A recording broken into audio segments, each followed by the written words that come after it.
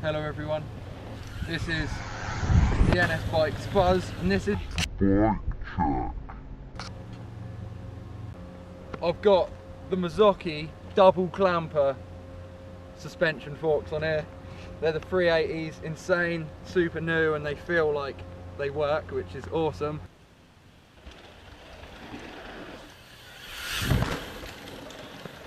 I got the Halo Chaos wheel set, which I use on my jump bike as well. They don't buckle, nothing, they're amazing. Got some brakes on there. Then we've got the NS aerial pedals, which are amazing, using my jump bike as well. We got the Evidence Plus handlebars, nice and flat and epic looking. We got Octane 1 grips, brilliant. Octane 1 pivotal saddle and post, looking cool, looking street up on the mountain. That's all we need. We got the Continental Kaisers, same ones that the Athertons use. That might make them a bit cooler, the fact I'm using that. Oh, I don't even know what I'm talking about, but anyway, sick tyres.